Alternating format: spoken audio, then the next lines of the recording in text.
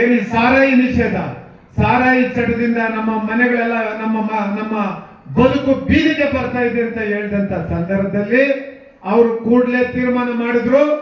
ಈ ಒಂದು ಸಾರಾಯಿಯಿಂದ ಸರ್ಕಾರಕ್ಕೆ ಏನಿವತ್ತು ಆದಾಯ ಬರ್ತಾ ಇದೆ ಇದ್ಯಾವುದನ್ನು ಲೆಕ್ಕಕ್ಕಿಲ್ದಿರ ಹೆಣ್ಣು ಮಕ್ಕಳೇ ಮುಖ್ಯ ಅಂತೇಳಿ ಅಂತ ಲಿಕ್ಕರ್ ಸಾರಾಯಿನ ನಿಷೇಧ ಮಾಡತಕ್ಕಂತ ಕೀರ್ತಿ ಕುಮಾರಣ್ಣವ್ರಿಗೆ ಸೇರಿದೆ.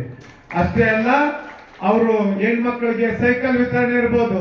ಅದೇ ರೀತಿ ಇವತ್ತೊಂದು ದಿವಸ ಬಹಳ ಜನ ಬಡವರು ಇಲ್ಲೆಲ್ಲ ಬಂದು ಬಹಳ ಜನ ಕುಳಿತಿದ್ದೀರಿ. ಇವತ್ತು ನಿಮ್ಮ ಮನೆಯಲ್ಲಿ ಆಟೋ ಚಾಲಕರು ಬಹಳ ಜನ ಇರ್ತಾರೆ, ಬೇರೆ ಬೇರೆ ಟೆಂಪೋ ಚಾಲಕರು ಇದ್ದಾರೆ.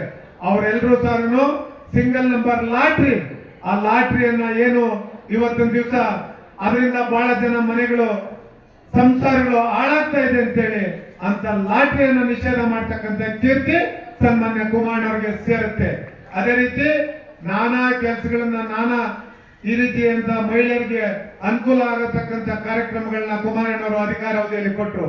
2ನೇ ಬಾರಿ ಮುಖ್ಯಮಂತ್ರಿ ಆದಂತ ಸಂದರ್ಭದಲ್ಲಿ ಅವರು ಈ ರಾಜ್ಯದ ಯಾರೊಬ್ಬ ಬರೀ ರಾಜ್ಯದ JDS ಪಕ್ಷದವ್ರಿಗೂ ಅಥವಾ ನಮ್ಮ ಮುಖಂಡರಿಗೂ ಒಳ್ಳೇದಾಗ್ಲಿ ಅಂತ ಮಾಡಿಲ್ಲ.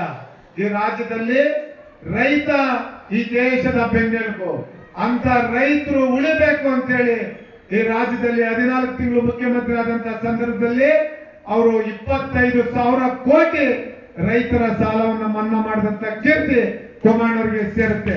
ಅದು ಎಲ್ಲ ಪಕ್ಷದವರಿಗೂ ಸಹ ಆ ಒಂದು ಯಾರು ಬಡವರು, ಆ ಯಾರು ರೈತರಿದ್ದಾರೆ, ರೈತಾಪಿ ವರ್ಗ ಯಾರಿದ್ದಾರೆ ಅಂತವ್ರಿಗೆ ಇಂಥ ಅನುಕೂಲಗಳಲ್ಲೂ ಸಿಕ್ಕಿದೆ. ನಾನು ಹೆಚ್ಚು ಮಾತನಾಡ್ಲಿಕ್ಕೆ ಹೋಗೋದಿಲ್ಲ. ನಮ್ಮ ನಾಯಕರಾಗಿರ್ತಕ್ಕಂಥ ಕೃಷ್ಣಾರೆಡ್ಡಿ ಅಣ್ಣವರು ಮಾತನಾಡ್ತಾರೆ. ಬಹಳ ಜನ ಮಹಿಳೆಯರಿದ್ದೀರಿ. ನಮ್ಮ ರಾಣಿ ಪ್ರತಾಪ್ ಅವರು ಮಾತನಾಡ್ತಾ ಇದ್ರು. ಕನ್ಯಾಕುಮಾರಿ ಅಕ್ಕವರು ಪಾಪ 1-2 ಪೇಜ್ ಬರ್ಕೊಂಬಂದು ಕುಮಾರಣ್ಣವರು ಏನೇನು ಮಾಡಿದ್ರು, ಈ ಪಕ್ಷ ಏನೇನು ಮಾಡಿದ್ರು ಎಲ್ಲ ಹೇಳಿದ್ದಾರೆ. ಅದೇ ರೀತಿ ನಮ್ಮ ಪಕ್ಷ ಯುವ ಘಟಕದ ರಾಜ್ಯಾಧ್ಯಕ್ಷರಾಗಿ ಇವತ್ತು ರಾಜ್ಯದ 30 ಜಿಲ್ಲೆಯಲ್ಲಿ ಕೆಲಸ ಮಾಡ್ತಕ್ಕಂಥ ನಿಖಿಲ್ ಕುಮಾರಣ್ಣವರು ಸಹ ಇವತ್ತು ಬಹಳ ಸಂಘಟನೆಗೆ ಹೆಚ್ಚು ಒತ್ತು ಕೊಟ್ಟು ಕೆಲಸ ಮಾಡ್ತಾ ಇದ್ದಾರೆ. ನಾನು ಮಹಿಳೆಯರು ಇವತ್ತು ತಮ್ಮ ಕಾರ್ಯಕ್ರಮ ಇದು, ನಾನು ಒಂದು ಕಿವಿ ಮಾತನ್ನು ಹೇಳಿರ್ತೇನೆ. ವೇದಿಕೆ ಮೇಲೆ ಇರ್ತಕ್ಕಂಥ ಎಲ್ಲ ಹೆಣ್ಮಕ್ಳಿಗೂ ಮುಂದೆ ಇರ್ತಕ್ಕಂಥವ್ರಿಗೂ ಯಾವತ್ತೂ ಸಹ ನಾನು ಯಾರು ಹೆಚ್ಚು ಕೆಲಸ ಮಾಡ್ತಾರೆ, ಯಾರು ಪಕ್ಷದ ನಿಷ್ಠೆ ಪ್ರಾಮಾಣಿಕತೆ, ಪಕ್ಷದ ಯಾರು ಈ ಒಂದು ಹೈಕಮಾಂಡ್ ಇದ್ದಾರೆ ಅವ್ರ ಬಗ್ಗೆ ಯಾರಿಗೆ ನಿಷ್ಠೆ ಇರ್ತದೆ, ಪ್ರಾಮಾಣಿಕವಾಗಿ ಯಾರು ಕೆಲಸ ಮಾಡ್ತೀರಿ ಅವ್ರಿಗೆ ಗೌರವ ಸಿಗಬೇಕು ಅಂತಕ್ಕಂಥದ್ದು ನನ್ನ ಭಾವನೆ. ನಾನು ಅದೇ ರೀತಿ ಕೆಲಸವನ್ನ ಮಾಡ್ಕೊಂಡು ಬರ್ತಾ ಇರ್ತಕ್ಕಂಥ ಒಬ್ಬ ವ್ಯಕ್ತಿ. ವೇದಿಕೆ ಮೇಲೆ ಬಹಳ ಜನ ಹೆಣ್ಮಕ್ಳಿದ್ದೀರಿ. ಹೆಣ್ಮಕ್ಳು ನಮ್ಮ ರಾಣಿ ಪ್ರತಾಪ್ ಅವರು ಹೇಳ್ತಾ ಇದ್ರು, ಒಂದು ಮನೆ ಒಂದು ಹೆಣ್ಣಿಗೆ ಗೌರವ ಕೊಟ್ರೆ ಮಾತ್ರ ಆ ಮನೆ ಉಳಿವಿನ ಪ್ರಶ್ನೆ ಇರ್ತದೆ ಅಂತ ಸತ್ಯ. ಆದ್ರೆ ಯಾರು ಇಲ್ಲಿ ವೇದಿಕೆ ಮೇಲೆ ಕುಳಿತಿದ್ದೀರಿ ತಾವು ತಮ್ಮ ಆತ್ಮಕ್ಕೆ ಕೇಳ್ಕೊಳ್ಬೇಕಾಗ್ತದೆ. ಯಾರಿದ್ದವಾಗ ಹೆಚ್ಚು ಗೌರವ ಸಿಕ್ಕಿದೆ, ಯಾರಿಗೆ ಗೌರವ. ನಾನು ರಾಣಿ ಪ್ರತಾಪ್ ಅವರು ಬಹಳ ಚೆನ್ನಾಗಿ ಮಾತಾಡ್ತಾರೆ. ನಾನು ದಾಸರಲ್ಲಿ ಬಂದಾಗ ಮಾತ್ರ ಆ ಹೆಣ್ಮಕ್ಳಲ್ಲಿ ಕಾಯ್ತಾರೆ, ಯಾವಾಗೋ ಒಂದ್ಸತಿ ಬರ್ತಾರೆ. ಆದ್ರೆ ನಾನು ಆ ಹೆಣ್ಮಗಳಿಗೂ ಸಹ ಶಕ್ತಿ ಇದೆ. ಪಕ್ಷದ ಸಂಘಟನೆಗೆ ಮತ್ತೆ ಪಕ್ಷದ ಯಾರು ಇಲ್ಲಿ ನಮ್ಮ ಹೆಣ್ಮಕ್ಳಿದ್ದಾರೆ ಅವ್ರ ಜೊತೆ ಸೇರ್ಕೊಂಡು ಸಂಘಟನೆಗೆ ಹೆಚ್ಚು ಒತ್ತು ಕೊಟ್ಟು ಕೆಲಸ ಮಾಡಿದ್ರೆ ಮಾತ್ರ ನಾವೆಲ್ಲ ಹೇಳ್ತೀರಿ, ಇಲ್ಲಿರ್ತಕ್ಕಂಥ ಪ್ರತಿಯೊಬ್ಬರು ಹೇಳ್ತೀರಿ, ಈ ರಾಜ್ಯದಲ್ಲಿ ಮುಂದಿನ ದಿನಗಳಲ್ಲಿ ಮತ್ತೆ ಕುಮಾರಣ್ಣವರು ರಾಜ್ಯದ ಮುಖ್ಯಮಂತ್ರಿ ಆಗ್ಬೇಕು ಅಂತ ಹೇಳಿ. ನಾವು ಯಾವುದೋ ಒಂದು ಕಾರ್ಯಕ್ರಮ ಮಾಡಿದಂತ ಸಂದರ್ಭದಲ್ಲಿ ಕುಮಾರಣ್ಣವರು ಮುಖ್ಯಮಂತ್ರಿ ಆಗ್ಬೇಕು, ಇನ್ನೊಬ್ರು ಅಧಿಕಾರ ಸಿಗ್ಬೇಕು, ನಮ್ಮ ಪಕ್ಷ ಅಧಿಕಾರಕ್ಕೆ ಬರಬೇಕು ಅಂತಂದ್ರೆ ಅದರಲ್ಲೂ ಈ ಪಕ್ಷ ಅಧಿಕಾರದಲ್ಲಿದ್ದಂತ ಸಂದರ್ಭದಲ್ಲಿ ಅತಿ ಹೆಚ್ಚು ಗೌರವ ಸಿಕ್ಕಿರ್ತಕ್ಕಂಥದ್ದು ಹೆಣ್ಮಕ್ಳಿಗೆ. ಅಂತ ಹೆಣ್ಮಕ್ಳಲ್ಲಿ ನಾನು ಕೈ ಜೋಡಿಸಿ ಮನವಿ ಮಾಡ್ತೇನೆ, ತಾವು ದಿನದ 24 ಗಂಟೆ ಕೆಲಸ ಮಾಡಿ ಸಂಘಟನೆ ಮಾಡಿ ಅಂತ ನಾನು ಹೇಳೋದಿಲ್ಲ.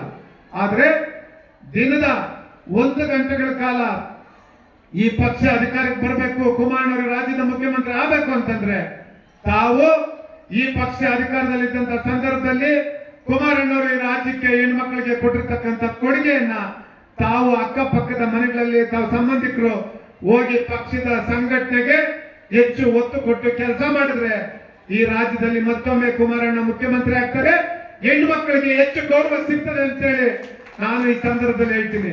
ಯಾಕೆ ಅಂತಂದ್ರೆ ಇಲ್ಲಿ ನನಗೆ ವೇದಿಕೆ ಮೇಲೆ ಇರ್ತಕ್ಕಂಥ ಎಲ್ಲ ನನ್ನ ಸೋದರಿಯರು, ಮುಂಭಾಗದಲ್ಲಿ ಇರ್ತಕ್ಕಂಥ ನನ್ನ ಸೋದರಿ ಹೆಣ್ಣು ಮಕ್ಕಳಿಗೆ ನಾನು ಹೇಳ್ತೀನಿ, ಯಾರೋ ನಾನು ಒಬ್ಬನಿಗೆ ಬೇಕಾಗಿರೋರಿಗೆ ನಾನು ಇಲ್ಲಿ ಗೌರವ ಕೊಡ್ತಕ್ಕಂಥದ್ದು, ನನಗೆ ಬ್ಯಾಡ ಇರತಕ್ಕಂಥವ್ರಿಗೆ ಅವ್ರನ್ನ ಪಕ್ಕಕ್ಕೆ ಸರಿಸ್ತಕ್ಕಂಥ ಕೆಲಸ ಯಾರು ಸಹ ಮಾಡಬಾರ್ದು. ಯಾರು ಕೆಲಸ ಮಾಡ್ತಾರೆ, ಯಾರು ಹೆಚ್ಚು ಸಂಘಟನೆಗೆ ಒತ್ತು ಕೊಟ್ಟು ಕೆಲಸ ಮಾಡ್ತಾ ಇದ್ದಾರೆ, ಅದರಲ್ಲೂ ನಾವು ವಿಶೇಷವಾಗಿ ನಾವು ಗಂಡು ಮಕ್ಳು ಏನಿದ್ದೀರಿ, ಹೆಣ್ಮಕ್ಳಿಗೆ ಯಾವಾಗೂ ಸಹ ರೆಡ್ ಕಾರ್ಪೆಟ್ ಹಾಕಿ ನಿಮ್ಗೆ ನಾವು ಸ್ವಾಗತವನ್ನು ಬಯಸಿದ್ದೀರಿ.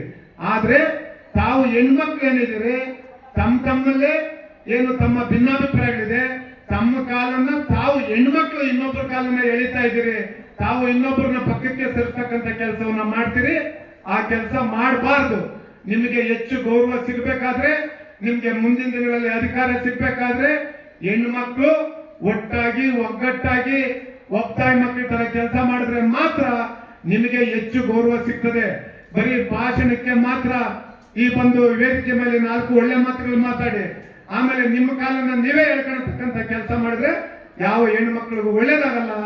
ಹಾಗಾಗಿ ಈ ಒಂದು ಅಂತಾರಾಷ್ಟ್ರೀಯ ಮಹಿಳಾ ದಿನಾಚರಣೆ ದಿವಸ ನನ್ನನ್ನು ಕರೆಸಿ 2 ಮಾತನ್ನ ಮಾತಾಡ್ಲಿಕ್ಕೆ ಅವಕಾಶ ಕೊಟ್ಟಂತ ಎಲ್ಲ ದಾಸರಳ್ಳಿ ವಿಧಾನಸಭಾ ಕ್ಷೇತ್ರದ ಅಧ್ಯಕ್ಷರು, ನಮ್ಮ ಮುಖಂಡರು, ಮಹಿಳಾ ಮುಖಂಡರಿಗೆ ನಾನು ಮತ್ತೊಮ್ಮೆ ಕೃತಜ್ಞತೆ ನನ್ನ ಮಾತನ್ನ ಮುಗಿಸ್ತಾ ಇದ್ದೇನೆ. ಜೈ ಹಿಂದ್, ಜೈ JDS ಪಕ್ಷಕ್ಕೆ.